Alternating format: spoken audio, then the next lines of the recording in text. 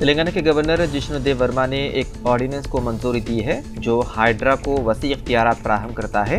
Ordinance hydra की तरफ से आगे बढ़ाने वाली तमाम सरगर्मियों को कानूनी हिमायत फराहम करता है।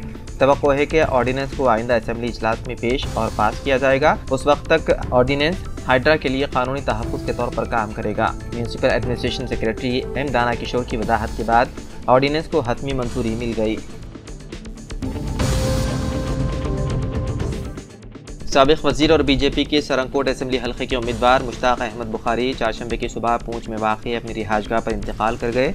वो 75 बरस के थे और उनके पसमानदगान में 2 बेटियां और 1 बेटा शामिल हैं। सराय के मुताबिक मुश्ताक बुखारी की तबीयत कुछ वक्त से ठीक नहीं थी और चारशंबे की सुबह वो अपनी रिहाइशगाह पर बेहोश हो गए और गालिबन हरकत क़ल्ब बंद होने के बाइस इंतकाल कर गए। तेलंगाना जम्मू कश्मीर के साबिक़ वज़ीर आला उमर अब्दुल्ला, महबूबा मुफ्ती और बीजेपी जम्मू कश्मीर यूनिट के सदर रविंदर रैना ने मुश्ताक बुखारी के इंतकाल पर गहरे रंज व गम का किया इजहार।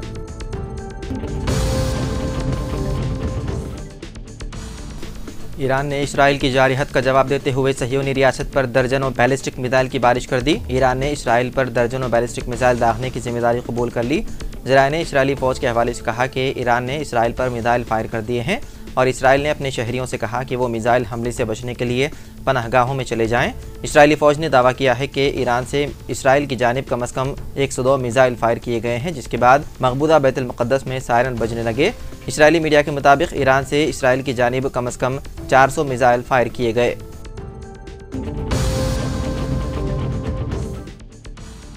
महाराष्ट्र के पुणे के बावधन बुद्रुक इलाके में आज सुबह एक हेलीकॉप्टर हादसे का शिकार हो गया, जिसमें 3 अफराद जाँ बहक हो गए। यह हादसा सुबह 6:45 बजे के करीब हुआ, जब हेलीकॉप्टर ऑक्सफोर्ड गल्फ क्लब के हेलीपैड से उड़ान भरने के कुछ देर बाद गिर कर तबाह हो गया। यानी शाहिदीन के मुताबिक हादसे के वक्त इलाके में घनी धुंध छाई हुई थी, जो मुमकिन तौर पर हादसे की एक बड़ी वजह हो सकती है। मरने वालों में 2 पायलट और 1 इंजीनियर शामिल हैं। पुलिस और एविएशन के अफसरान अभी हादसे की वजूहात की तफ्तीश कर रहे हैं, लेकिन फिलहाल तकनीकी खराबी या खराब मौसम को मुमकिना असबाब के तौर पर देखा जा रहा है। ईरान की जानिब से इसराइल पर मिसाइल दागे जाने के बाद फ़लस्तीन की गाज़ा और लिबनान के बेरूत में शहरियों की जानिब से जश्न मनाया जा रहा है। नौजवान अल्लाह अकबर के नारे लगा रहे थे और खुशी से झूम रहे थे।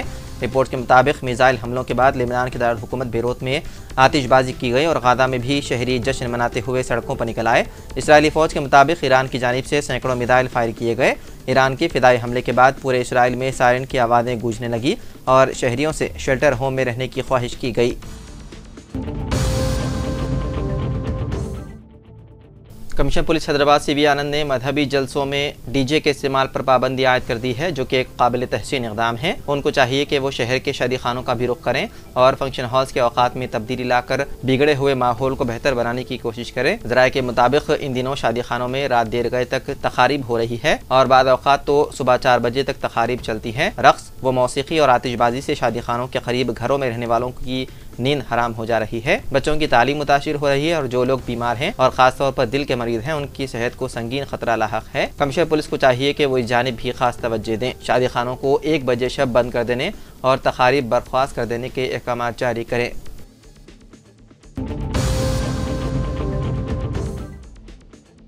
महकमा मौसमियात की पेशकियासी के मुताबिक दोनों शहरों हैदराबाद और सिकंदराबाद के अलावा तेलंगाना के बेशतर अदरा में आइंदा 48 घंटों के दौरान हल्की और तेज़ बारिश के इम्कानात हैं। बताया जाता है कि शुमाली कर्नाटक के अजला से तेलंगाना का रुख करने वाले बादलों के रियासत में दाखिल होने के बाद बरसने का इम्कान है।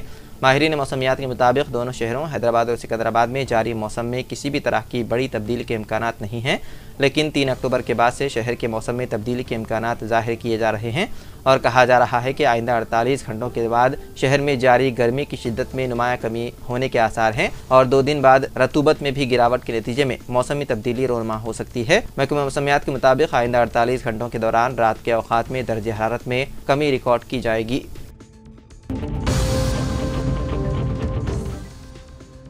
रवां साल का दूसरा और आखिरी सूरज ग्रहण 2 अक्टूबर की दरमियानी शब होगा। महकमे मौसमियात के मुताबिक 2 और 3 अक्टूबर की दरमियानी शब सूरज ग्रहण लगेगा, मगर सूरज ग्रहण का मुशाहिदा हिंदुस्तान और पाकिस्तान में नहीं देखा जा सकेगा। महकमे मौसमियात के मुताबिक जनूबी और शुमाली अमेरिका व अंटार्कटिका में सूरज ग्रहण देखा जा सकेगा। महकमे ने बताया है कि हिंदुस्तानी मियारी वक्त के मुताबिक सूरज ग्रहण का आगाज 2 अक्टूबर को रात 9:13 पर होगा और 3:17 पर इख्तिताम पजीर होगा। हिंदुस्तान में ये किसी भी मकाम से नजर नहीं आएगा।